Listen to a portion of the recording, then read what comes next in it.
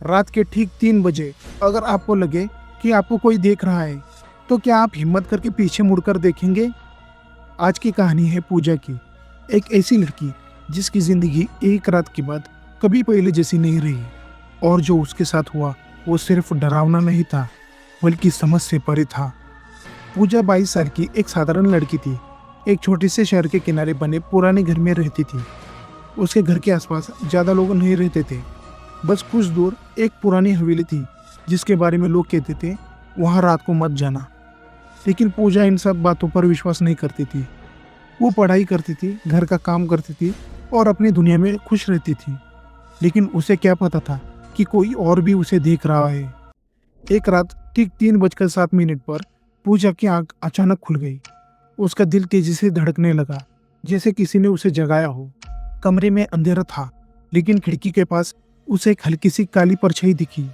वो हिल नहीं रही थी, बस खड़ी थी और पूजा को देख रही थी। पूजा ने डरते हुए लाइट ऑन की, पर वहां कोई नहीं था।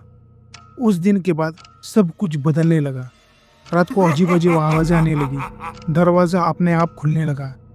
एक दिन पूजा आईने के सामने खड़ी थी, लेकिन उसे ऐसा लगा जैसे उसका रिफ्लेक्शन उससे थोड़ा अलग मूव कर रहा है। वो पीछे मुड़ी, लेकिन वहाँ कोई नहीं था। अब पूजा को हर रात वही सपना आने लगा।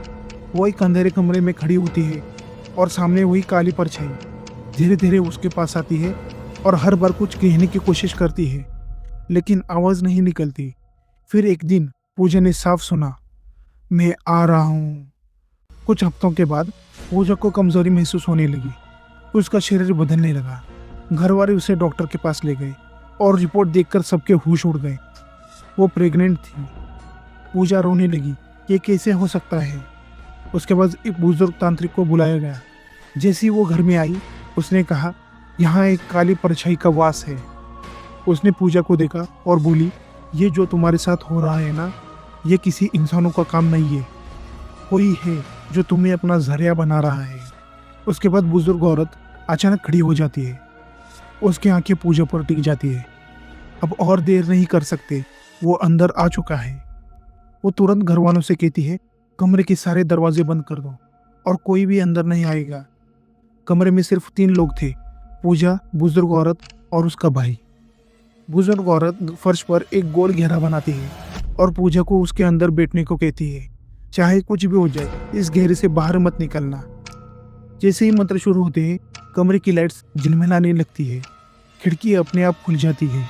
ठंडी हवा तेज हो जाती है। पूजा अचानक जोर जोर से कांपने लगती है और उसकी आवाज़ बदल जाती है, तुम मुझे नहीं रोक सकते। अब जो बोल रही थी वो पूजा नहीं थी। पूजा की आंखें पूरी तरह से काली हो जाती है, लेकिन बुजुर्ग औरत जोर से मंत्र पढ़ती रहती है, ये शरीर तेरा नहीं है, वापस जा यहाँ से। अचानक पूजा चिल्लाने लगती है। कमरे का शीशा टूट जाता है और वो घेरा हल्का सा टूटने लगता है। बुजुर्ग औरत चिल्लाती है, ये पूरी तरह अंदर आने वाला है, अगर अभी नहीं रुका तो सब खत्म हो जाएगा। वो जल्दी से अपनी थैली से एक पवित्र राख निकालती है और उसे पूजा के माथे पर लगा देती है। पूजा जमीन पर गिर जाती है और कमरे में एक जोर से चिल्लाने की आवाज़ आती है, जैसे कोई चीज़ ज़बरदस्ती बाहर निकाली गई हो। कुछ सेकंड तक पूरा कमरा शांत हो जाता है। फिर बुजुर्ग औरत धीरे से कहती है, हमने उसे रोक दिया है, लेकिन वो पूरी तरह से नहीं गया है। उसका एक हिस्सा अभी भी यही है।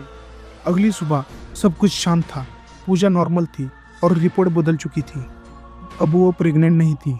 लेकिन अगर आप सोच रहे हैं कि ये कहानी ख़त्म हो चुकी है, तो ये तो अभी शुरुआत है।